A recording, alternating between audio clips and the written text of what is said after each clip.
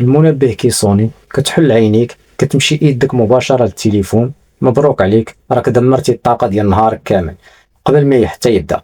هذاك الإحساس بأنك نعستي 8 السوايع ولكن فايق بحال إلا كنتي داخل في شي حرب الليل كامل ماشي صدفة.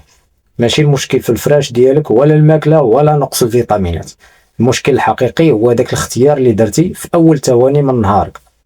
الفكرة ماشي في عدد السوايع ديال نعاسك ولكن في أول 5 دقائق كديرها ملي كتحل عينيك.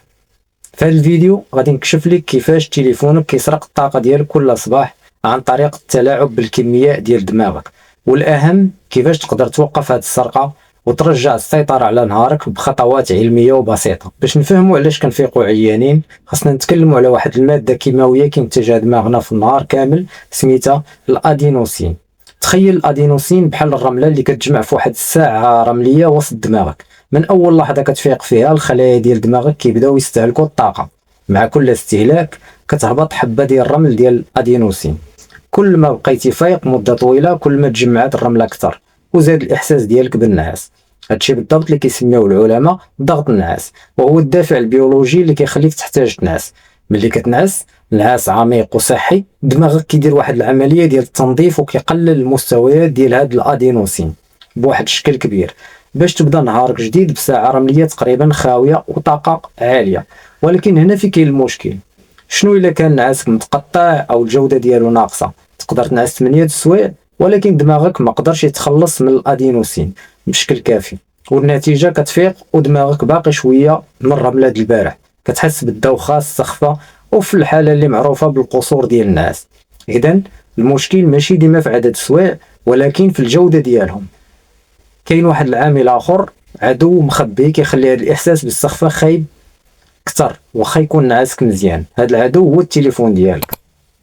ملي كتحل عينيك في الصباح كيكون دماغك في واحد المرحلة انتقالية حساسة. بزاف ديال الموجات ديال دماغك كينتقلوا بشوية بشوية من حالة النعاس لحالة الراحة ومن بعد الفيقان الكامل. هاد العملية التدريجية ضرورية باش تبدا نهارك بهدوء وتركيز. ولكن شنو اللي كيوقع ملي اول حاجة كديرها هي كتشد تليفونك؟ عمليا انت كتنقز مباشرة من حالة ديال النعاس لحالة ديال الإثارة المفرطة. نوتيفيكاسيون، الايميلات، الجديد في السوشيال ميديا، الاخبار العاجلة، هذا المحتوى كامل راه صدمة لدماغك. كيجبرو يتخطى المراحل الطبيعية ديال الفياق وينتقل بسرعة في البلاصة لحالة التأهب القصوى. هذا الانتقال المفاجئ كيحطك في واحد الحالة ديال التوتر والضغط من أول لحظة في نهارك. ولكن التأثير الخطير أكثر كيوقع على مستوى الدوبامين، لأنه هو المسؤول الأول على الحماس والدافع باش تنجز. هو الوقود اللي كيخليك دير المهام الصعبة والمهمة. ملي كتسكرولي في تليفونك في الصباح انت كتعطي لدماغك جرعات سريعة ورخيصة ديال الدوبامين. كل لايك، كل كومونتير، كل فيديو كيضحك هو مكافأة فورية وسهلة. المشكل كيف ما كيوضحوا الخبراء بحال أنا ليمبكي الطبيبة النفسية في جامعة ستانفورد، هو أن دماغك كيولف دغيا على هذا المستوى العالي من التحفيز السهل. شنو كيعني هذا الشيء بالنسبة لباقي نهارك؟ كيعني أن المهام العادية بحال تنوض من الفراش، توجد الفطور، تمشي للخدمة، يعني دغيا كتولي مملة وباسلة بزاف بالمقارنة. انت بلا ما تعيق علمتي دماغك في أول دقائق من نهارك أن المكافآت خاصها تكون سريعة فورية وبلا مجهود. بالتالي دماغك كيفقد الإحساس باش يدير الحوايج اللي كيحتاجو الصبر والتركيز. انت ماشي استهلكتي المخزون ديال الدوبامين، انت خسرتي النظام ديال المكافآت عندك، وهادشي كيخليك تحس بالسخفة والنقص في التحفيز النهار كامل. إلا كانت هاد المعلومات بدات كتغير النظرة ديالك لأول دقائق من نهارك، تخيل شنو ممكن تتعلم في الفيديوهات ديالنا الجايين وعلى كيفاش ترجع تركيزك وطاقتك. هذا هو الوقت المثالي باش تورك على البوطون ديال الاشتراك وتفعل الجرس وتنضم للمجتمع ديالنا اللي كيسعى يفهم دماغه اكثر ويرجع السيطرة على حياته الرقمية. ما تخليش الخوارزميات هي اللي تتحكم في الطاقة ديالك. استنزاف العقل هو الوباء ديال هذا العصر. التليفون شي حاجة اللي زوينة في حياتنا ولكن عنده ضريبة خفية كتخلصها ملي كتبدا نهارك به. هي القرارات. التقديرات كتقول اننا كناخذوا الاف القرارات في نهار واحد. كل قرار واخا يكون صغير كيتستهلك جزء من الطاقة ديال الدماغ ديالنا والقوة ديال الإرادة ديالنا. دابا فكر في السكرول ديال الصباح، واش نحل هذا الايميل ولا نتجاهلو؟ واش نجاوب على هذا الميساج دابا ولا من بعد؟ شنو المعنى ديال هذا الخبر؟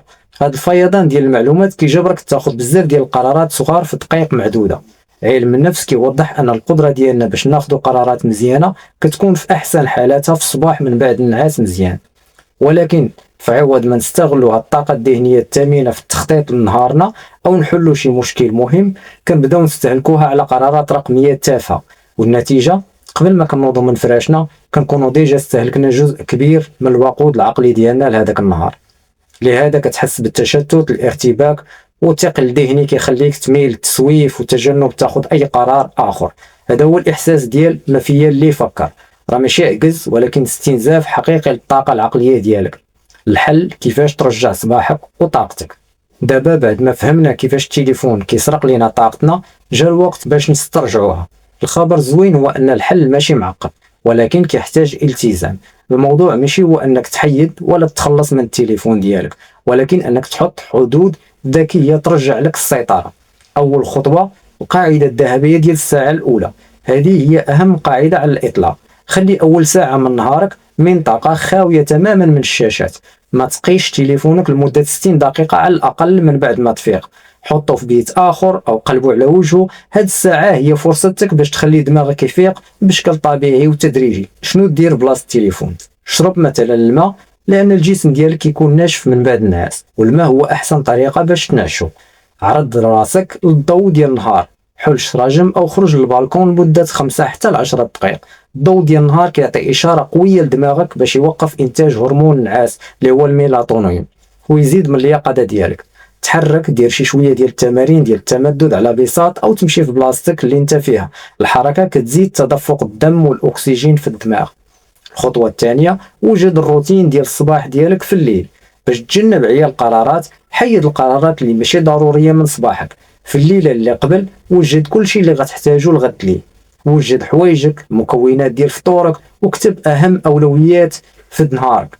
ملي كتكون عندك خطه واضحه كتحرر عقلك من العبء ديال التفكير في شنو ندير غدابه وكتوجه طاقتك للتنفيذ. الخطوه الثالثه حسن البيئه ديال نعاسك. عقلتي على الضغط النعاس والادينوسين، تقدر تعاون دماغك يدير عمليه تنظيف الليليه بكفاءه اكثر. خلي بيت النعاس ديالك مظلم كاع، بارد وهادي. حاول تجنب الشاشات قبل ساعه على الاقل من النعاس، حيت الضوء الازرق ممكن يوقف انتاج الميلاتونين ويأثر على الدوره ديال نعاسك. في الاخر الاحساس بالعيا ملي كتفيق من النعاس ماشي شي لغز غامض، ولكن في اغلب الاحيان هو نتيجه مباشره للعادات الرقميه ديالنا. التليفونات ديالنا مصممه باش تكون جذابه وتسبب لنا الادمان، ولكن حنا عندنا القدره باش نرجعوا السيطره. الموضوع ماشي غير شحال من ساعه نعستي، ولكن كيفاش تحمي الدقائق الثمينه اللي من بعد النعاس. الصباح ديالك كيحدد الايقاع ديال نهارك كامل. ملي كتبدا بهدوء وتركيز بعيد على الفوضى الرقميه، فراه ماشي غير كترجع الطاقه ديالك، ولكن كترجع حتى القدره ديالك باش تفكر بعمق وتخدم بحماس وتعيش بوعي وحضور. جرب هاد الخطوات لمده اسبوع واحد. في عوض التصفح ديال الصباح بدلو بالترطيب، بالضوء ديال الشمس، الحركه، ولاحظ الفرق في المستوى ديال الطاقه ديالك، التركيز ديالك، والمود العام ديال دماغك. القرار بين يديك حرفيا. فاش غادي تختار تبدا نهارك وانت هو اللي متحكم، او لا غادي تخلي دماغك في يد خوارزميه تلعب بيه والهم ديالها الوحيد هو تخليك مشتت. شاركني في الكومنتير شنو هي اول خطوه غادي ديرها غدا في الصباح باش ترجع الطاقه ديالك. وتسنى كل خميس مع 6 فيديو غنعطيك استفاده جديده. تلاقاو الاسبوع الجاي. Goodbye.